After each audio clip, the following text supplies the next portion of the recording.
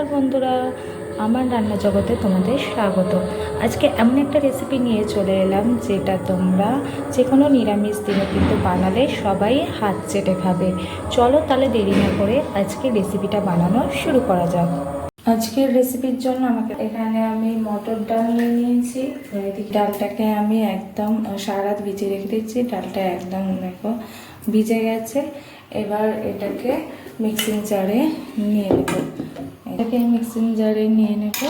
এটাকে একদম মিহি পেস্ট করে বেটে নিতে হবে। আর ডালটা বাটার সময়, যেহেতু আমি ছোটো জার নিয়েছি, অল্প অল্প করেই বাটবো। আর ডালটা বাটার সময় আমি এখানে দিয়ে দেবো অল্প একটু পরিমাণ আদা বাটা দিয়েছি। আর দেবো এখানে এখানে দিয়ে দিলাম দুটো কাঁচা লঙ্কা। কাঁচা লঙ্কাটাকে দিয়ে দিলাম। আর এখানে দেব হচ্ছে পরিমাণ হলুদ গুঁড়ো, নুন। একইভাবে পরের ডালটাও আমি বেটে নেবো। এটা আগে বেটে নিই। একইভাবে যেটা বেঁচে আছে সেই ডালটাও একইভাবে রকমভাবেই বেটে নেব। এবার এটাকে মিহি পেস্ট বানিয়ে নেব। পরিমাণ মতো অল্প একটু জলও দিয়ে দিতে হবে। অল্প একটু জল দেব। এটাকে পেস্ট বানিয়ে নেব। যে পেস্টটা একদম রেডি হয়ে গেছে। এরকমই একদম মিহি পেস্ট বানিয়ে নিতে হবে। কড়াইতে দিয়ে দিলাম তেল। তেলটা একটু ভালো করে গরম হয়ে গেলে তারপর বড়াগুলো ভেজে নেব।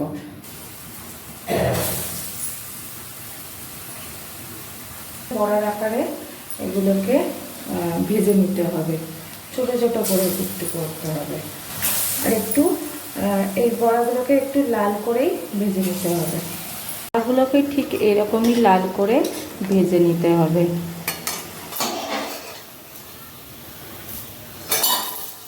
এরকমই লাল করে ভেজে নেব। একইভাবে বাকি বড়াগুলো ভেজে নিচ্ছি। ঘরে যে আমরা চাল খাই সেই চালটাকেই একদম ধুয়ে এখানে ভেজানোর জন্য রেখে দিয়েছি। এই রান্নাটায় এই চালটা লাগবে। এর মধ্যে আমি দিয়ে দিচ্ছি একটা তেজপাতা, শুকনো লঙ্কা, গোটা গরম মশলা, আর সবশেষে দিয়ে দেব গোটা জিরে। জিরেটা একটু বেশি পরিমাণে। ফোড়ন থেকে সুন্দর গন্ধ বেরোলে এর মধ্যে দিয়ে দিচ্ছি আদা বাটা। এবার এর মধ্যে দিয়ে দিয়েছি টমেটো কুচি, হলুদ গুঁড়ো। তার মধ্যে দিয়ে দেবো এখন আর মধ্যে দিয়ে দিচ্ছি নুন, যাতে টমেটোটা ভালো করে একটু নরম হয়ে যায়, তাই বেশ খানিকটা একটু নুন দিয়ে দিলাম।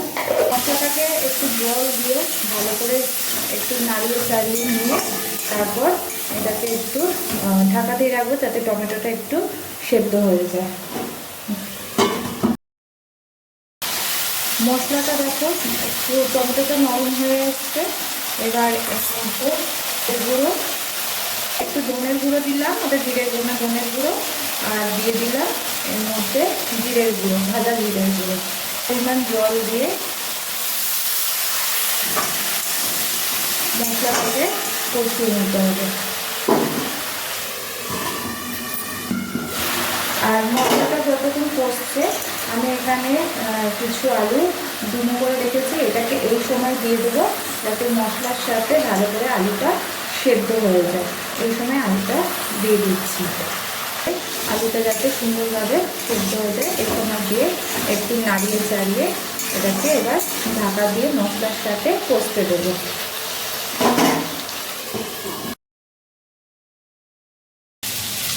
আলুটা একদম দেখো মশলার সাথে ভাজা হয়ে গেছে আর কষে গেছে সুন্দর করে। আর দেখো একদম ভাজা ভাজা হয়ে গেছে। এই সময় এর মধ্যে আমি যে চালটা ভিজিয়ে রেখেছিলাম সেই চালটাকে দিয়ে দেবো। এবার এটাকে ভালো করে একটু মশলার সাথে একটু ভাজা ভাজা করে নিতে হবে, মানে ভালো করে কষিয়ে নিতে হবে চালটাকে। রেখে দিই। চালটা একদম সুন্দরভাবে কষে গেছে মশলার সাথে। একটু ভালো করে নাড়িয়ে চাড়িয়ে নিয়ে এর মধ্যে আমি পরিমাণ মতো জল দিয়ে দিচ্ছি। জল দিয়ে এটাকে আমি ঢাকা দিয়ে রেখে দেবো যতক্ষণ না ভাতটা পুরোপুরি না 80% মতো সেদ্ধ হবে, ততক্ষণ আমি এটাকে ঢাকা দিয়ে রেখে দেবো। আর ভাতটা যতক্ষণ হচ্ছে এর মধ্যে আমি দুটো চেরা কাঁচা লঙ্কা দিয়ে দিলাম। এটা হতে থাক। অনেকটাই শুকিয়ে এসছে। আর চালটা দেখি, চালটা প্রায় 80% মতো একদম সেদ্ধ হয়ে গেছে। এবার এই সময় এর মধ্যে আমি কিছু উপকরণ দেব।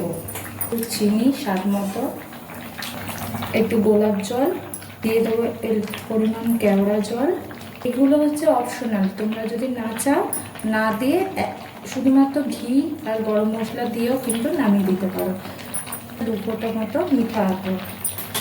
আর এর মধ্যে দিয়ে দিচ্ছি বাড়িতে তৈরি করে রাখা একটু ভাজা মশলা, ঘিটা দিয়ে দিয়েছি। দিয়ে এটাকে ভালো করে নাড়িয়ে চাড়িয়ে একদম এটাকে ঢাকা দিয়ে 10 মিনিট মতো লো আছে রেখে দেবো, মানে দমে রেখে দেবো। 10 মিনিট মতো লো আছে দমে রেখে দেবো, যাতে এটা পুরো ঝরঝরে হয়ে যায়। 80% মতো ভাত হয়েই গেছে। তারপর আমি ফিরে আসছি। এটা এখন 10 মিনিট লো আছে থাক।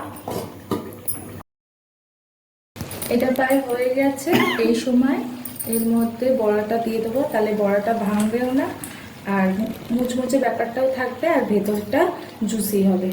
আগে দিয়ে দিলে বড়াটা ভেঙে যেতে পারে। ঠিক এই সময় দিয়ে বড়াটাকে ভালো করে মিশিয়ে আর একটু 1-2 মিনিট মতো ঢাকা দিয়ে রেখে দিলে আজকের রান্নাটা একদম তৈরি। নিরামিষ দিনে তোমরা অবশ্যই বাড়িতে যদি কিছু না থাকে এরকমভাবে একটা রান্না করলেই কিন্তু এক রান্নায় বাজিমাত, সবাই কিন্তু চেটেপুটে খেয়ে নেবে। আর যারা সবজি খেতে চায় না, এরকম ডালটা তো খুবই একটা উপকারী, তাই এরকম ডালের বড়া করে এরকম একটা ভাত কিন্তু রান্না করে দিলে টিফিনে হোক বা দুপুরে লাঞ্চের সাথে সবাই কিন্তু চেটেপুটে খেয়ে নেবে। অবশ্যই তোমরা বাড়িতে একবার ট্রাই করে দেখতে পারো। এটাকে ভালো করে নাড়িয়ে নিয়েছি। এবার এটা একটু ঢাকা দিয়ে 5-6 মিনিট মতো থাক। একদম রেডি হয়ে গেছে। এবার গ্যাসের ফ্লেমটা বন্ধ করে আর একটু কিছুক্ষণ ঢাকা দিয়ে রাখবো। শনিবার, তারপর 15ই আগস্টে একটু তো স্পেশাল কিছু বানাতে হবে, তাই বানিয়ে ফেললাম ডালের বড়ার পোলাও।